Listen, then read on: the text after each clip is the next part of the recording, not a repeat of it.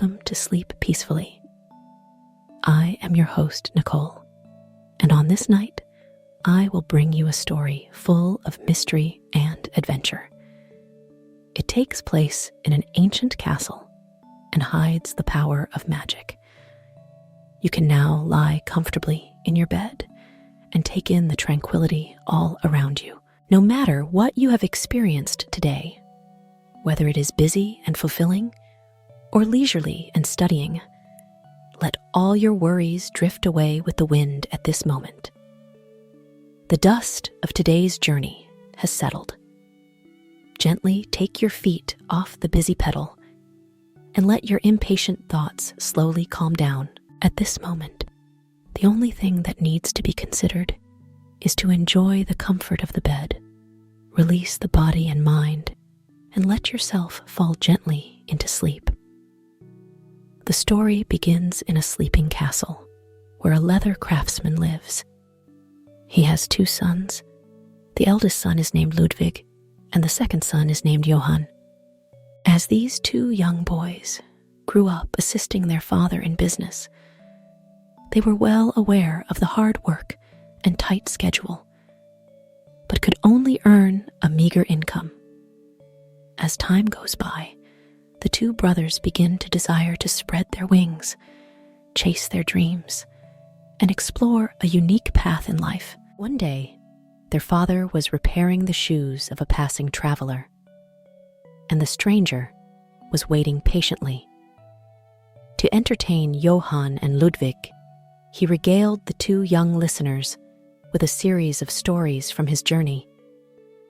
The stories were full of fun and seemed like a whole new world to the 2 boys, who had never set foot outside the woods surrounding their village. Strangers shared many eye-opening stories along the way, but one story in particular piqued Ludwig's interest. According to travelers, a castle deep in a distant village is shrouded in a sleeping forest. The entire court was immersed in dreams. There were rumors that a beautiful princess was sleeping in the center of the castle.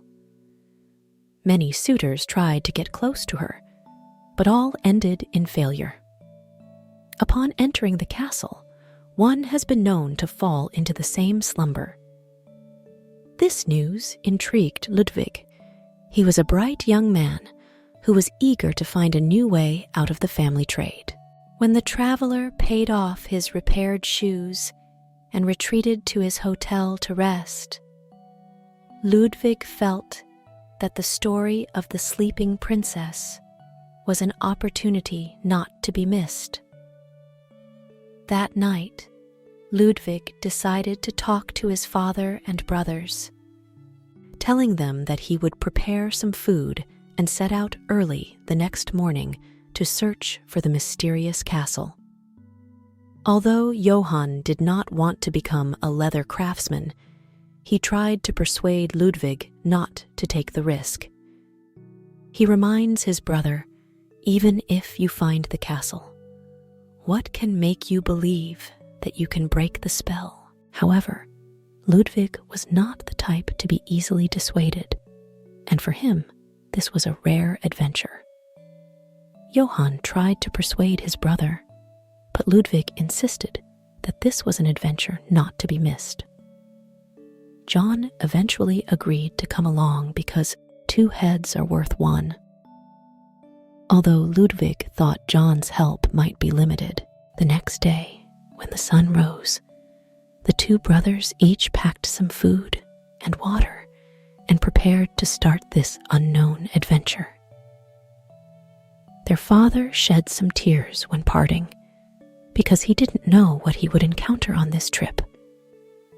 The 2 brothers left their father's cabin and set foot on the edge.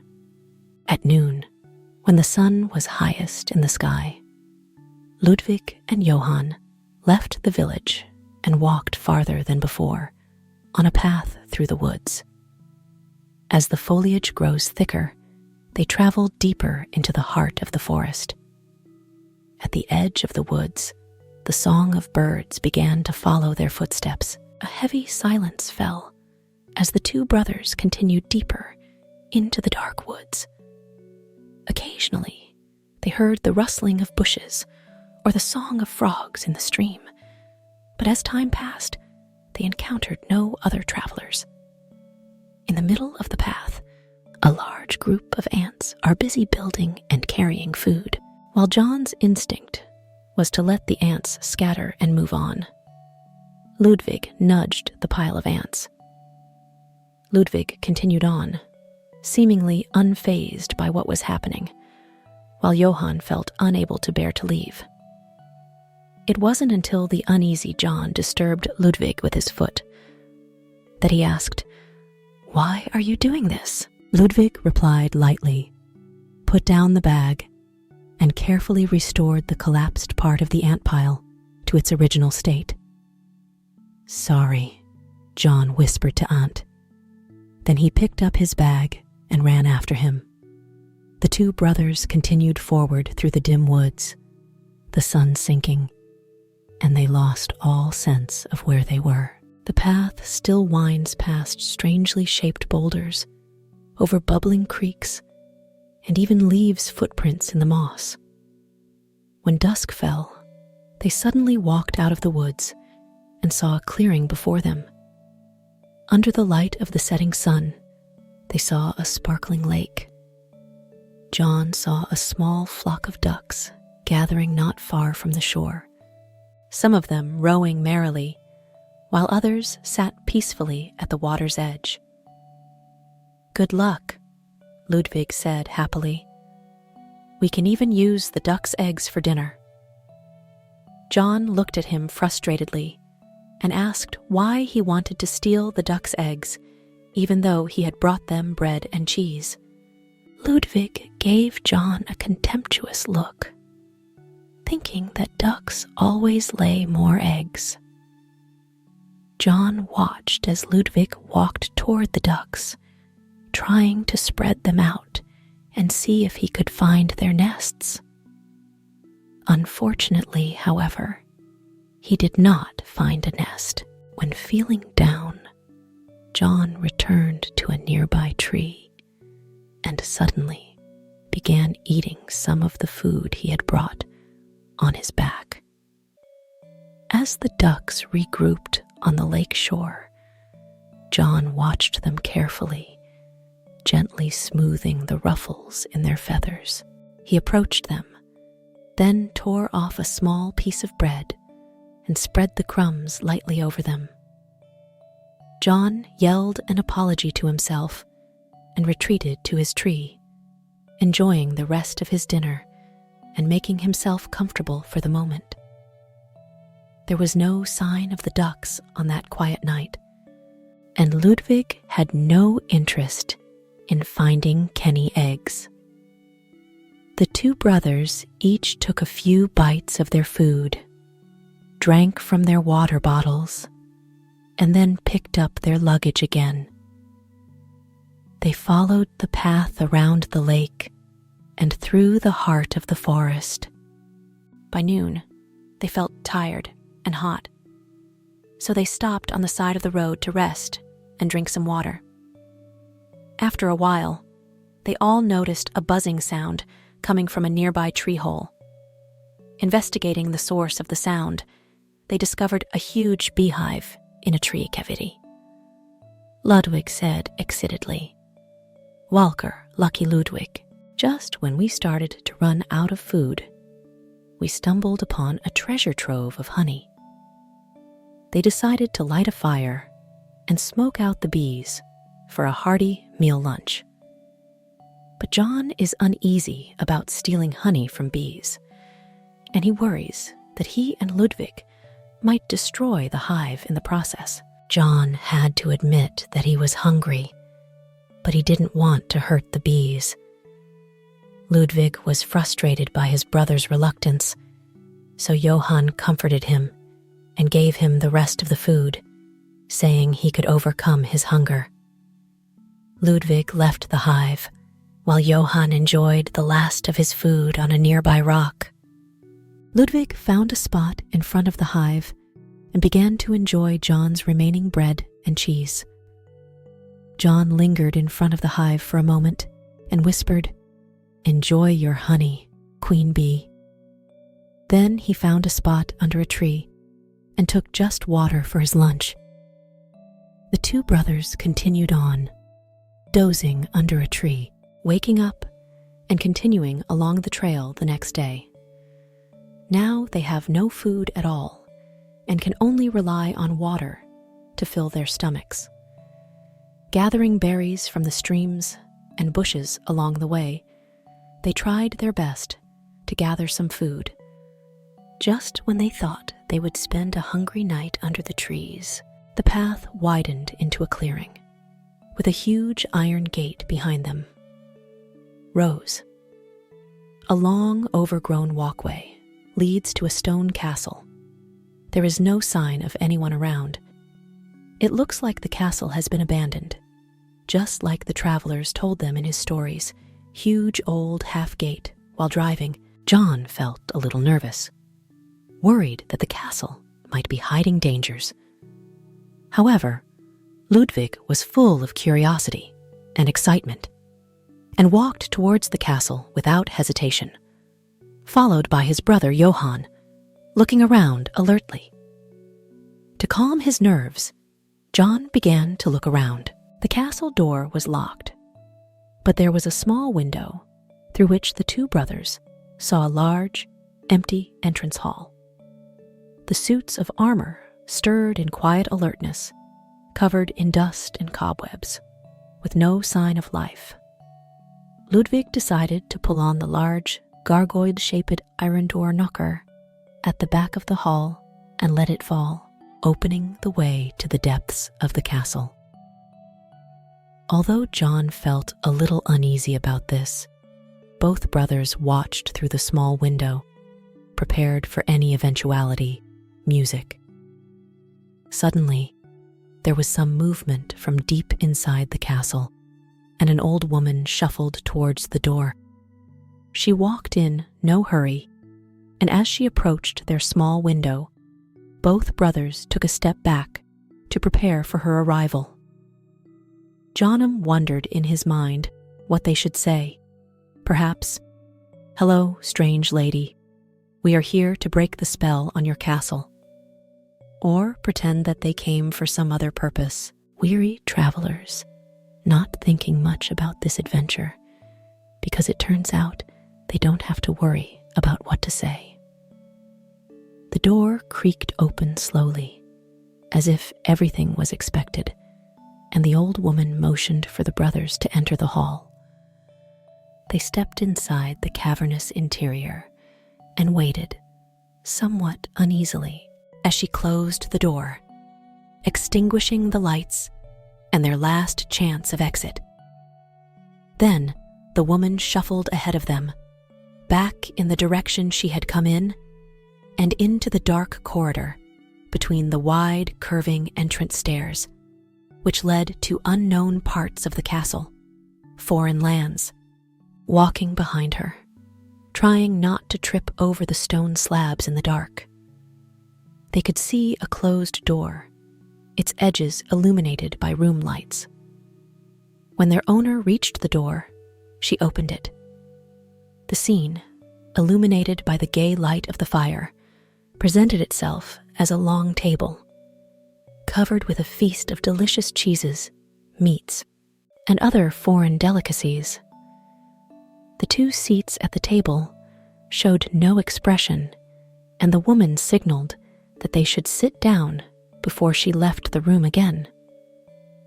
John felt a little nervous and immediately started to taste the delicious food in the magic castle, but Ludwig didn't seem to be bothered. He grinned, sat down, and ate, full of excitement for this wonderful banquet. Eat until you can't take another bite, then return to your seat again. They enjoyed the warmth of the crackling fire in their soft chairs, unaware that they had fallen into a comfortable, dreamless sleep until they woke in the morning with the fire out and everything on the table gone. They heard the door open and turned to see the same old woman illuminated by morning light from the far entrance hall, and without any greeting, she issued the order that to break the castle's spell, you must pass 3 tests. I do not advise you to take these tests lightly, because no one is the first to surpass you. Many people have tried and failed, and those who did not succeed are under the spell, and they are now sleeping in the castle. They won't wake up until the spell is broken. John was worried. Hearing this, the odds of successfully completing the task seemed unlikely. Why would he be smarter or luckier than the last person?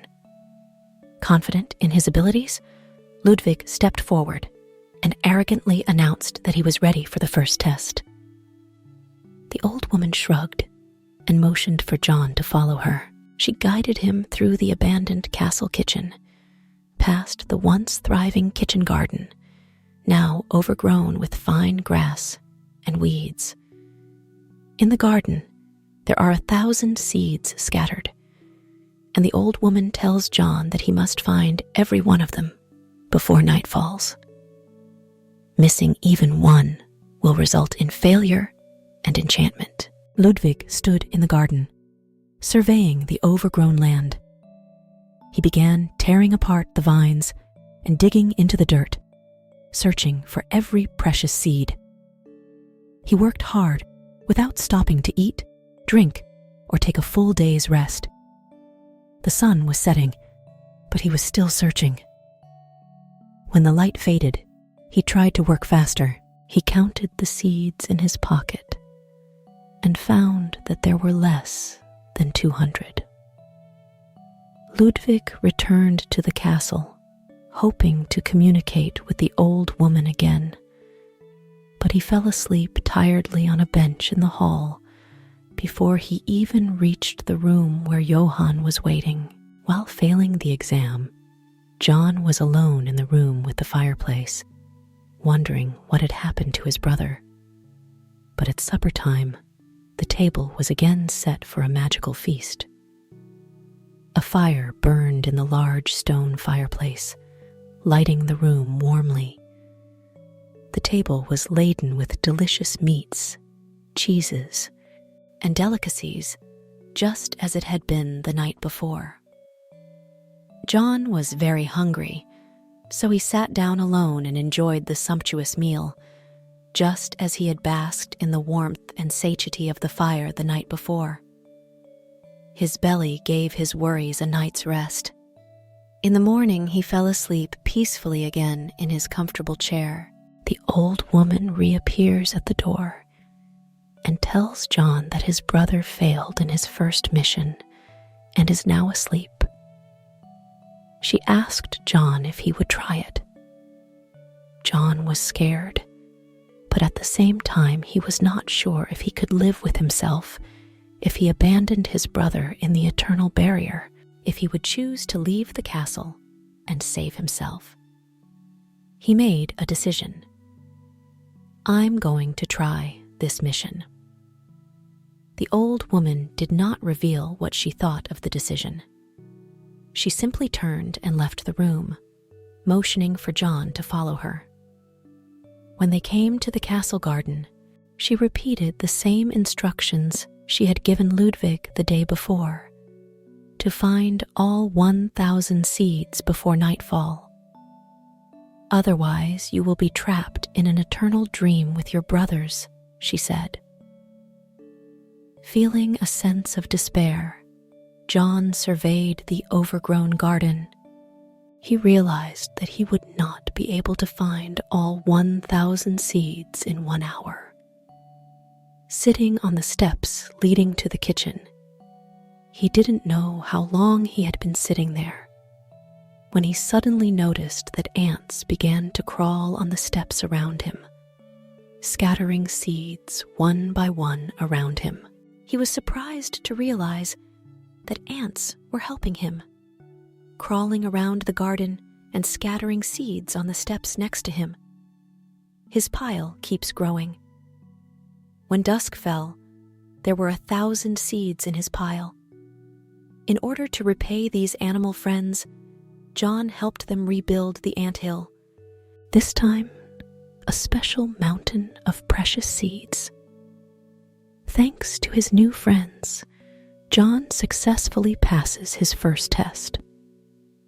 At the magical table, he felt both the joy of successfully collecting seeds and the nervousness of the second test. He soon discovered, in the morning, the old woman appeared again and motioned for him to follow her again. They left the house through the kitchen door, walked through the Wade kitchen garden, and followed a wide path on the side of the castle. There, John saw a large lake.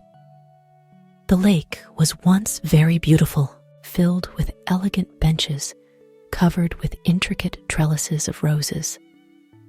However, the place is now in disrepair, and unpruned roses are growing unchecked. A fountain grew in the center of the lake, quietly covered in moss and filled with water lilies and algae. The woman pointed to the water somewhere at the bottom of the lake and told John that there was a key there that would open the door to the castle.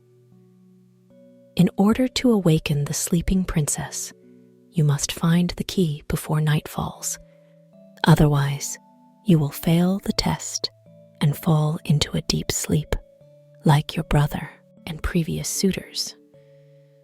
Offering no further help or explanation, the woman turned and walked away, back to the castle. John stared desperately at the lake, knowing his only option was to start looking. He walked steadily into the lake, his shoes sinking into the underwater mud and algae wrapping around his knees, making walking difficult.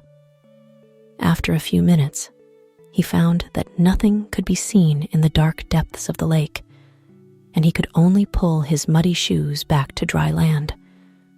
Desperately, he sat on a nearby bench and pondered his situation painfully. In desperation, he desperately tried to think of a solution. Some ducks flew into view around the lake, landing among the lily pads and dipping their feathered heads into the water. Soon, a large group of ducks were swimming in the lake. They swam around the lake for hours.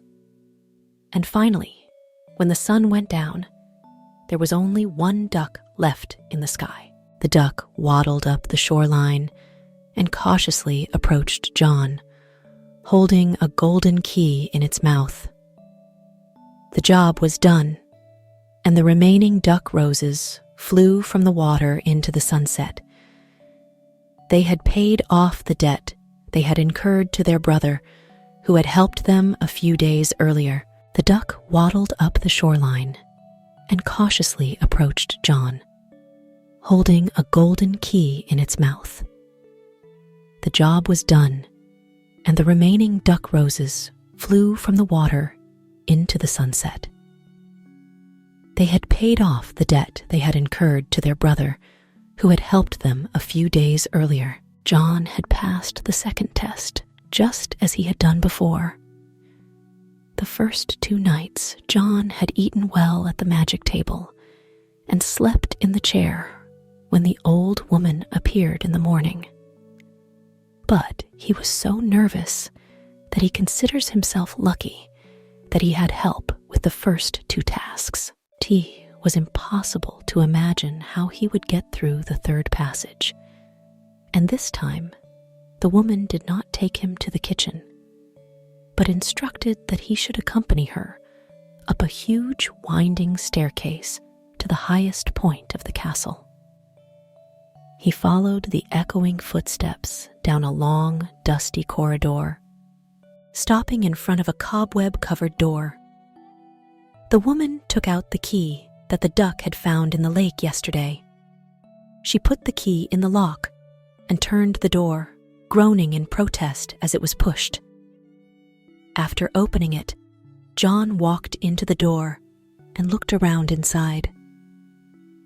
The room was lit by high windows, and there was a large bed directly in front, covered with velvet.